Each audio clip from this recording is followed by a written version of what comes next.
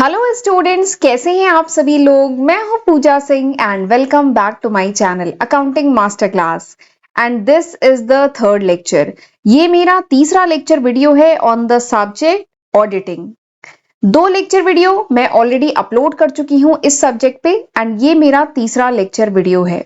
तो चलिए एक बार शॉर्ट में मैं आपको बता देती हूँ कि जो पिछले दो लेक्चर वीडियोस थे उसमें हमने कौन कौन से टॉपिक डिटेल में पढ़े थे। तो मैं आपको बहुत डिटेल में बता चुकी हूँ अबाउट ऑडिटिंग। ऑडिटिंग का ओरिजिन कहाँ से हुआ, ऑडिटिंग का क्या मतलब है, स्कोप क्या है, ऑडिटिंग इंडिया में कब स्टार्ट हुई, ठीक है, एंड कैसे स्टार्ट हुई, कौन सी बॉडी है जो ये सब ऑडिटिंग की प्रैक्टिसेस को देखती है। तो ये सब हम डिटेल में पढ़ा है हमने पिछले लेक्चर वीडियोस में। एंड इसी के साथ मैं आपको book keeping, accountancy and auditing के बीच में क्या डिफरेंसेस हैं ये भी हम डिटेल में समझ चुके हैं। एंड इसके साथ ही मैंने आपको अकाउंटेंसी एंड ऑडिट इनमें क्या डिफरेंस होता है ये भी बताया था। तो हम लोग पिछले दो लेक्चर वीडियोस में ये जितने टॉपिक हैं ये डिटेल में डिस्कस कर चुके हैं। आज हमें इसके आगे पढ़ना है। आज मैं आपको बताऊंगी ऑडिट एंड इन्वेस्टिगेशन, इन दोनों में क्या डिफरेंस है। इसके साथ ही हम देखेंगे कि क्वालिफिकेशन ऑफ एन ऑडिटर, यानी जो ऑडिटर होता है किसी भी कंपनी का, उसकी क्या क्वालिफिकेशन होनी चाहिए, उसमें क्या क्वालिटीज होनी चाहिए, ठीक है। इसके साथ ही मैं आपको ये भी बताऊंगी कि ऑडिट का ऑब्जेक्टिव क्या है, एरर्स एंड फ्रॉड क्या होते हैं, क्या दोनों सेम है कि डिफरेंट है, ये हम समझेंगे। इसके साथ ही मैं आपको आज के लेक्चर में बताऊंगी कि एरर कितने टाइप के होते हैं। वैसे एरर कितने टाइप के होते हैं ये आपने क्लास 11th में जब रेक्टिफिकेशन ऑफ एरर वाला जो चैप्टर है वो पढ़ा होगा, तो वहां पे भी आपने एरर के टाइप पढ़े होंगे, ठीक है। तो वहां पे भी हमने पढ़ा था। तो बट यहाँ पे क्योंकि हमें ऑडिटिंग में हम क्या करते हैं, ऑडिटिंग का एक ऑब्जेक्टिव ये भी है to prevent the errors and fraud. तो एरर के बारे में जानकारी होना जरूरी है कि एरर कितने टाइप के होते हैं, ठीक है। तो हम ये चार टाइप के एरर होते हैं, error of omission, error of commission, compensating error and error of principle. ये चार टाइप के एरर होते हैं, इनके बारे में भी समझेंगे, ठीक है। तो चलिए फिर देर किस बात की है, जल्दी से हम आज का लेक्चर स्टार्ट करते हैं। Audit versus investigation. तो ऑडिट वगैरह क्या होता है ये सब मैं पिछले लेक्चर वीडियोस में बता चुकी हूं, तो अगर वो समझना है तो पिछला लेक्चर वीडियो जरूर देख लीजिएगा, ठीक है। आज हम इसके आगे शुरू कर रहे हैं। तो ऑडिट एंड इन्वेस्टिगेशन क्या दोनों सेम है या कुछ डिफरेंस है ये हम देखते हैं।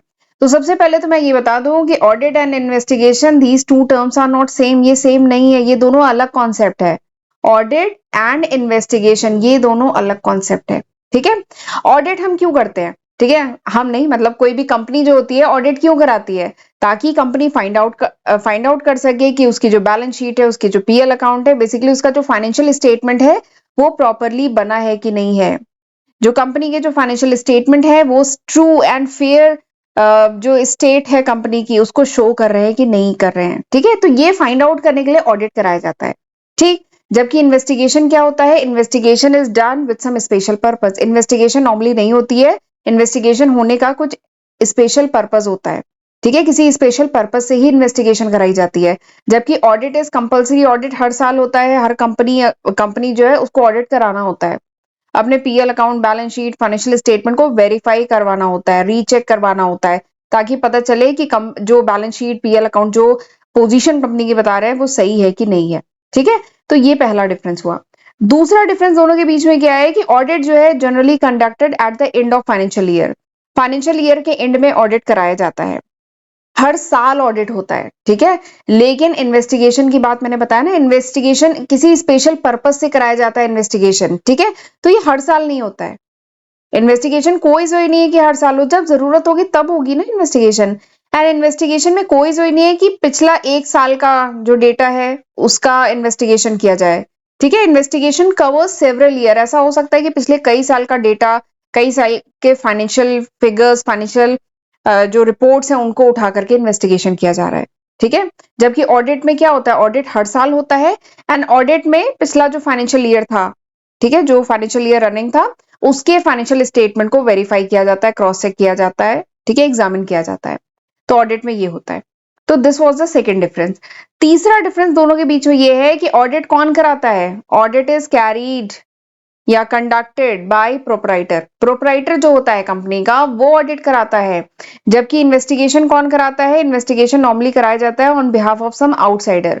कोई आउटसाइडर है, इसे शायद बिजनेस खरीदना है या बिजनेस में पार्टनर बनना है या कुछ लोन देना है, तो उससे पहले वो कंपनी की थोड़ा सा पोजीशन जानना चाहेगा, कंपनी के बारे में थोड़ी सी इन्वेस्टिगेशन करना चाहेगा।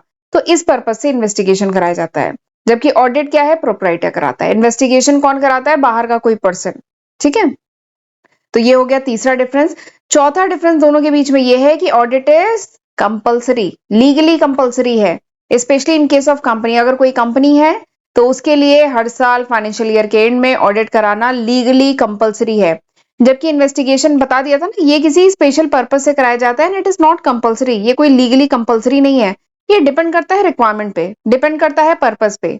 अगर रिक्वायरमेंट है तब इन्वेस्टिगेशन कराया जाएगा, कुछ पर्पस है, कुछ ऑब्जेक्टिव है तो कराया जाएगा, वरना नहीं कराया जाएगा। बट अगर कोई कंपनी है, ठीक है, तो उसके लिए ऑडिट इज लीगली कंपल्सरी। ठीक है, तो ये थे 4 differences between audit and investigation.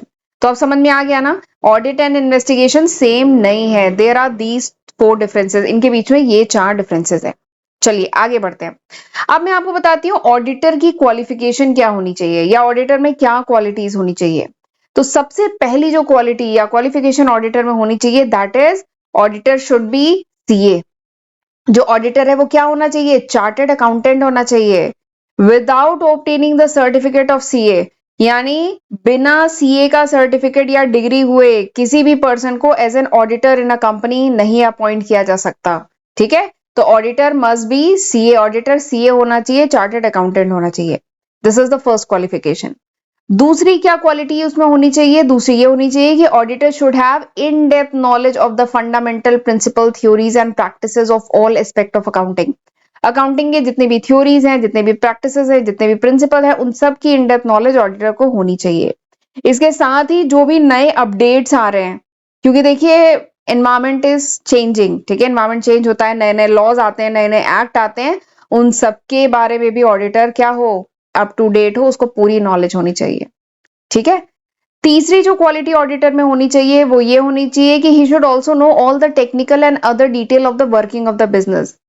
जो ऑडिटर है वो जिस कंपनी का ऑडिट कर रहा है, जिस कंपनी के फाइनेंशियल स्टेटमेंट को वो वेरीफाई कर रहा है, एग्जामिन कर रहा है, उसकी बाकी जितनी टेक्निकल डिटेल है या कुछ दूसरी डिटेल जो ऑडिट के पर्पस से जरूरी है, उन सब की भी नॉलेज ऑडिटर को होनी चाहिए। ठीक है, और अगर जरूरत पड़े तो ऑडिटर जो है अपने क्लाइंट का जो वर्क स्पेस है उसको इंस्पेक्ट भी कर सकता है। ठीक है, तो this is the third quality. And fourth quality क्या है कि ऑडिटर को जो कंपनी लॉ है, मर्केंटाइल लॉ है, इन सब की भी प्रॉपर नॉलेज होनी चाहिए।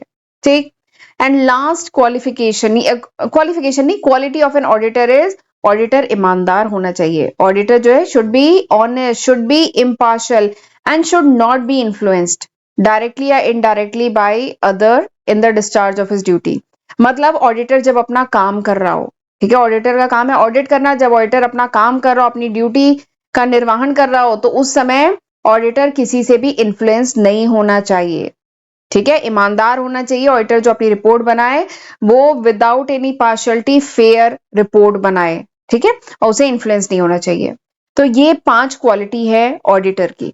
ठीक, समझ में आ गया। चलिए आगे बढ़ते हैं।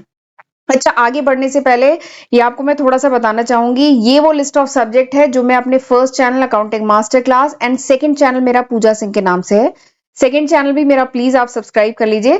तो ये वो लिस्ट ऑफ सब्जेक्ट है जो मैं आज की तारीख तक अपने दोनों चैनल पे अपलोड कर चुकी हूँ। ठीक है, एंड अगस्त 2023 तक है ये।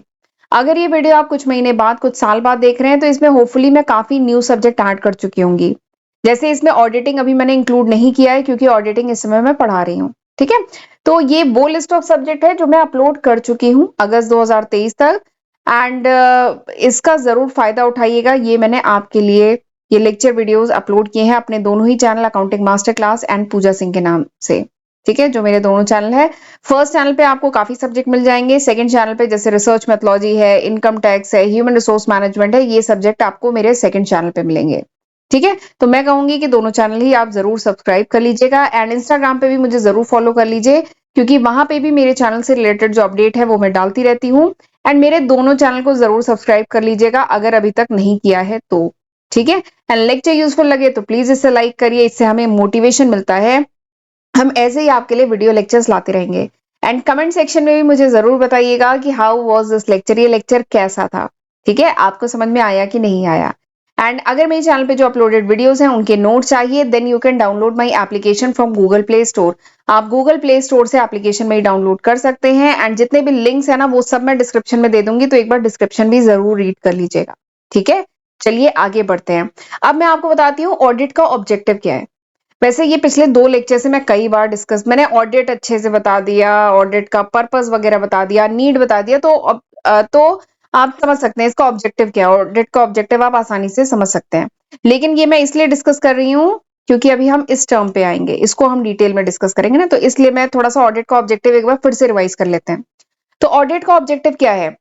कोई भी कंपनी अपने यहाँ पे ऑडिट कराती है तो उसका उद्देश्य क्या है, ऑब्जेक्टिव क्या है, क्यों कराती है? तो सबसे पहला ऑब्जेक्टिव क्या है? To verify the book of account. जो कंपनी है वो अपने जो भी बुक ऑफ अकाउंट है, जो भी फाइनेंशियल स्टेटमेंट्स है, उनको क्या कराना चाहती है? वेरीफाई कराना चाहती है कि कंपनी के जो बैलेंस शीट है, जो कंपनी का पीएल अकाउंट है, क्या वो प्रॉपरली बना है कि नहीं है, क्या वो according to the company act and according to the accounting practices बना है कि नहीं बना है, एंड क्या कंपनी की ट्रू एंड फेयर पोजीशन उस फाइनेंशियल स्टेटमेंट से शो हो रही है कि नहीं हो रही है। तो इन सब चीजों को वेरीफाई करने, एग्जामिन करने के पर्पज से ऑडिट कराया जाता है। तो this is the purpose of this is the objective of audit. ठीक, दूसरा ऑब्जेक्टिव क्या है ऑडिट का? कि to detect the error and fraud. ये काफी इंपॉर्टेंट है।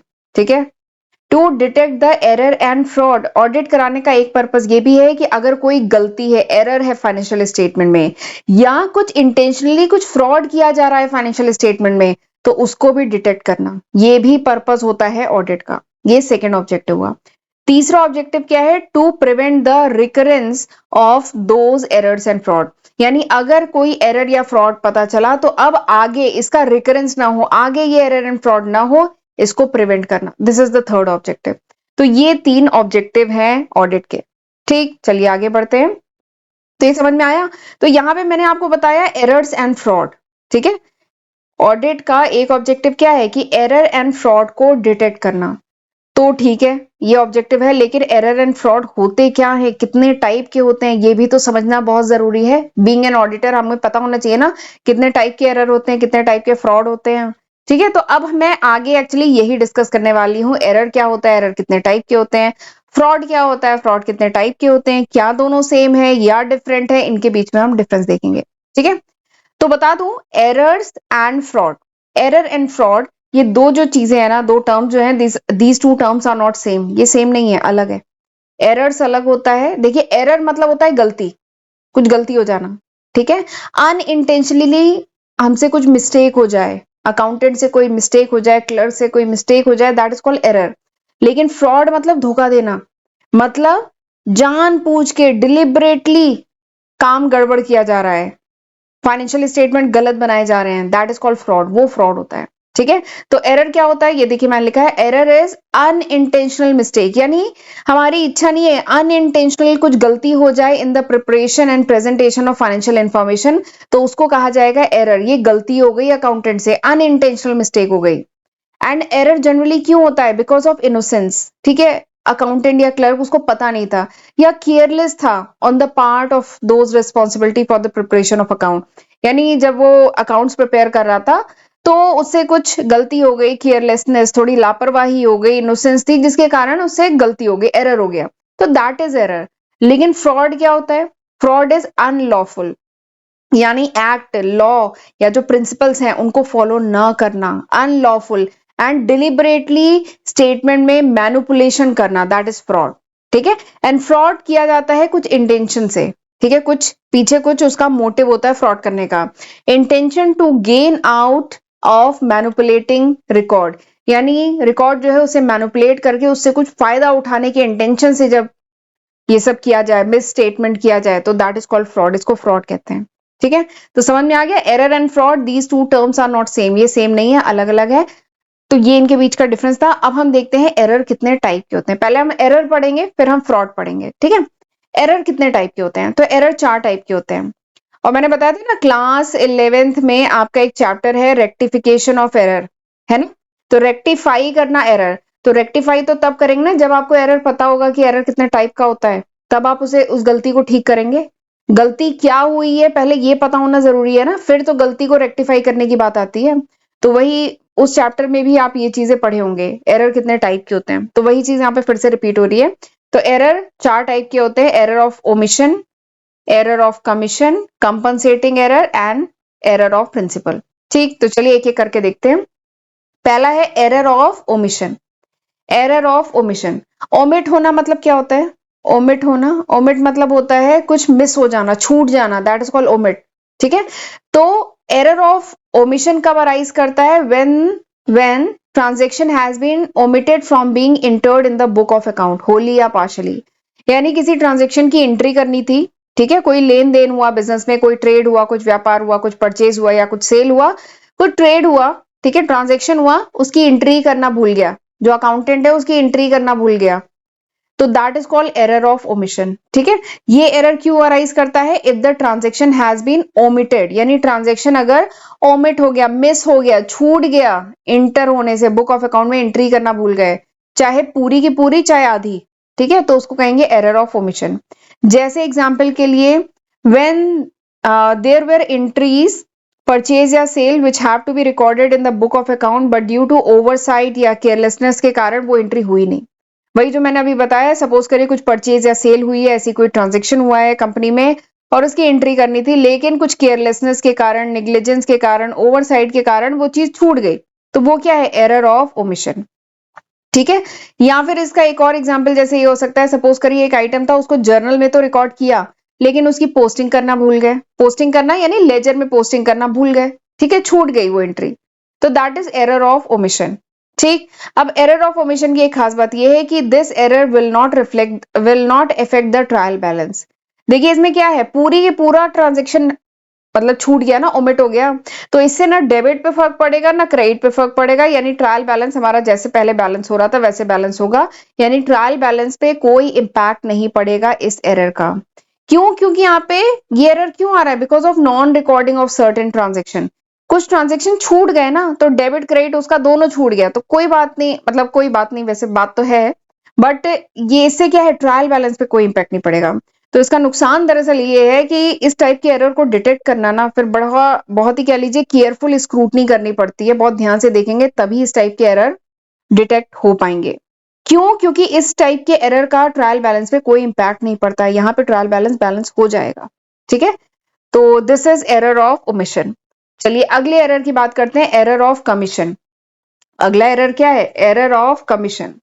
तो ये जो एरर है ये एक टाइप का क्लेरिकल एरर है। ये क्यों होता है? Because of mistake committed by clerk in recording the transaction in the book of account. ठीक है, क्लर्क वही अकाउंटेंट अपनी निग्लिजेंस के कारण अगर कुछ मिस्टेक कर दे, बेसिकली क्लेरिकल एरर होता है इसमें। जो एरर ऑफ कमीशन है उसमें क्लेरिकल एरर आते हैं। जैसे एग्जाम्पल आपको बताती हूँ, सपोज करिए कहीं रिकॉर्ड करना, तो कोई सेल हुई 100 रुपीज की, ठीक है, तो 100 रुपीज की जगह वहां पे 10 रुपए रिकॉर्ड कर लिए गए। ठीक है, तो इस टाइप के जो एरर होते हैं ना, ठीक है, वो आते हैं एरर ऑफ कमीशन में। या सपोज करिए लेजर था, लेजर को बैलेंस कर रहे थे, टोटलिंग में गड़बड़ी कर दी, बैलेंसिंग फिगर गलत आया, तो ये आता है एरर ऑफ कमीशन में। फिर जो कैरी फॉरवर्ड कर रहे थे, लेजर का जो बैलेंस, जो ट्रायल बैलेंस में आप कैरी फॉरवर्ड कर रहे थे, ठीक है, वो अमाउंट आपने गलत लिख दिया, तो that is error of commission. तो एरर ऑफ कमीशन में ये सारी चीजें आती है। इनकरेक्ट रिकॉर्डिंग, ये जो अमाउंट आप रिकॉर्ड करते हैं ना, इनकरेक्ट रिकॉर्डिंग करे अगर जर्नल में या पोस्टिंग के टाइम इनकरेक्ट रिकॉर्डिंग करे, तो वो सब आता है एरर ऑफ कमीशन में। जैसे एग्जाम्पल के लिए यहाँ देखिए एग्जाम्पल लिखा है, अगर इनकरेक्ट रिकॉर्डिंग करें होली या पार्शली, जैसे सपोज करिए 100 रुपए इंटर करने थे सेल्स बुक में, आपने 10 रुपए इंटर किए गलती से। ठीक है, तो इससे एक और बात है, इससे ट्रायल बैलेंस पे कोई असर नहीं पड़ेगा, क्योंकि 100 रुपए को आपने 10 रुपए डेबिट, डेबिट और क्रेडिट उसमें तो कोई असर नहीं पड़ेगा ना, 100 का 10 हो गया। ठीक है, तो इससे डेबिट क्रेडिट पे कोई फर्क नहीं पड़ेगा, इसलिए ट्रायल बैलेंस आपका बैलेंस हो जाएगा, इससे ट्रायल बैलेंस के बैलेंस पे कोई इंपैक्ट नहीं पड़ेगा। ठीक है, इसके कुछ और एग्जाम्पल भी हैं, जैसे टोटलिंग में अगर गलती की, या बैलेंसिंग में कोई गलती की, या इनकरेक्ट पोस्टिंग की रॉन्ग अकाउंट में, ठीक है, तो ये है एरर ऑफ कमीशन में आता है। जो लेजर से जो ट्रायल बैलेंस पे आपने ट्रांसफर किया, कैरी फॉरवर्ड किया अमाउंट, वो गलत कर दिया, तो वो भी आता है एरर ऑफ कमीशन में। ठीक है, तो this is error of commission. आगे बढ़ते हैं, कंपनसेटिंग एरर। तीसरा टाइप का एरर क्या है? Compensating error. नाम से ही समझ में आ रहा है, कंपनसेट करना। कंपनसेट करना, इसका क्या मतलब होता है कि एक एरर हुआ, ठीक है, एक गलती की, और उसका जो इफेक्ट है वो एक आपने दूसरा एरर किया, उससे इसका जो इफेक्ट है वो नलीफाई हो गया। ठीक है, नलीफाई हो गया, कंपनसेट हो गया, काउंटर बैलेंस हो गया, ये कह लीजिए। तो कंपनसेटिंग एरर क्या है, यानी एक गलती की, ठीक है, गलती की, कोई आपने 200 रुपए की कोई गलती की और एक दूसरी गलती, 200 रुपए डेबिट कर रहे थे, आपने क्रेडिट कर दिया। ठीक है, ये मान लीजिए आपको डेबिट करने थे, आपको डेबिट करने थे, आपने क्रेडिट कर दिया। और एक दूसरी गलती की कि 200 रुपए आपको क्रेडिट करने थे, आपने डेबिट कर दिया। तो ये क्या होगा, इस टाइप के एरर में क्या होगा, एक एरर ने दूसरे एरर का जो इफेक्ट है उसको काउंटर बैलेंस कर लिया, उसको नलीफाई कर लिया, उसको कंपनसेट कर लिया। तो इस टाइप का जो एरर होता है ना, that is called compensating error. देखिए मैंने यहाँ पे लिखा है, if one error, when one error has been compensated, counter balance या नलीफाई हो जाए बाय ऑफसेटिंग एंट्री, यानी एक दूसरी एंट्री से, और वो एंट्री भी एक एरर ही हो, ठीक है, so that the adverse effect of one on debit या credit side is neutralize by another on credit या डेबिट साइड।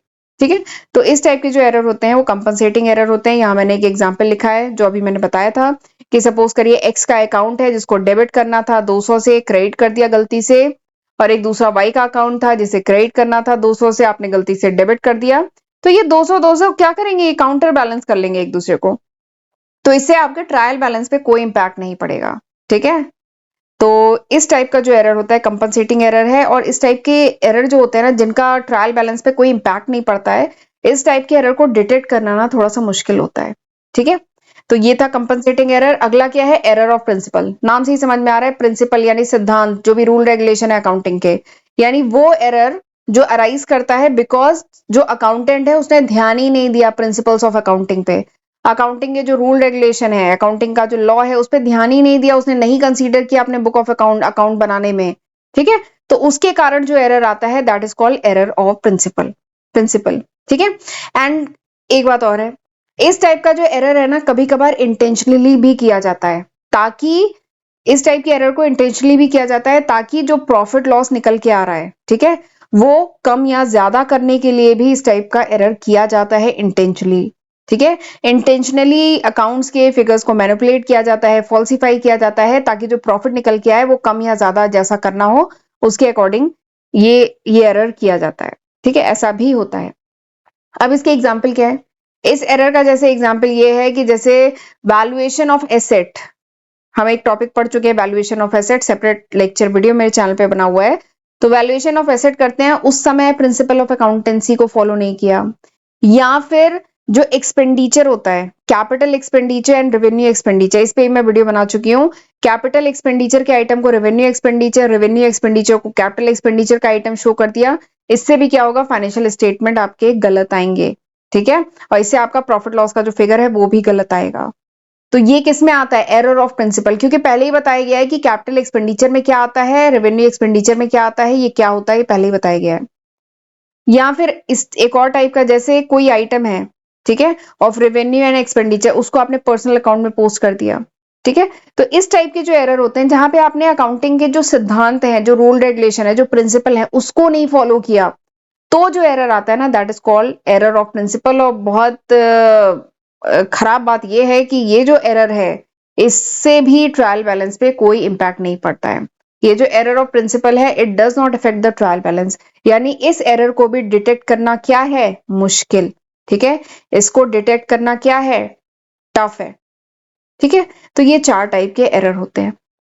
ठीक, समझ में आ गया। और आपको डिटेल में और एग्जाम्पल के साथ समझना है तो मेरे चैनल पे एक रेक्टिफिकेशन ऑफ एरर वाला एक वीडियो है, वो आप देखिए, वहां पे यही 4 एरर मैंने डिटेल में और एग्जाम्पल के साथ समझाए हैं। ठीक है, फिलहाल आज का लेक्चर मैं यहीं पे वाइंड अप करती हूँ। तो आज हमने क्या पढ़ा, आज हमने पढ़ा ऑडिट एंड इन्वेस्टिगेशन में क्या डिफरेंस है, ऑडिटर में क्या क्वालिटी, क्या क्वालिफिकेशन होनी चाहिए, ऑडिट का ऑब्जेक्टिव क्या है, एरर क्या होता है, फ्रॉड क्या होता है, और एरर जो 4 टाइप के होते हैं उसके बारे में डिटेल में समझा। अब अगली लेक्चर में मैं आपको बताऊंगी अबाउट फ्रॉड। फ्रॉड फ्रॉड क्या होता है, कितने टाइप का होता है, और उसके साथ ही हम ऑडिट की कुछ लिमिटेशन समझेंगे, और फिर हम पढ़ेंगे क्लासिफिकेशन ऑफ ऑडिट, ऑडिट कितने टाइप का होता है। ठीक है, तो ये सारे टॉपिक हमें आने वाले लेक्चर में पढ़ने हैं यूनिट 1 में। तो चलिए फिर आज का लेक्चर मैं यहीं पे वाइंड अप करती हूँ। आप वीडियो को जल्दी से लाइक कर दीजिए, और अब हम मिलते हैं अगले लेक्चर वीडियो में। तब तक अपना ध्यान रखिएगा। God bless you.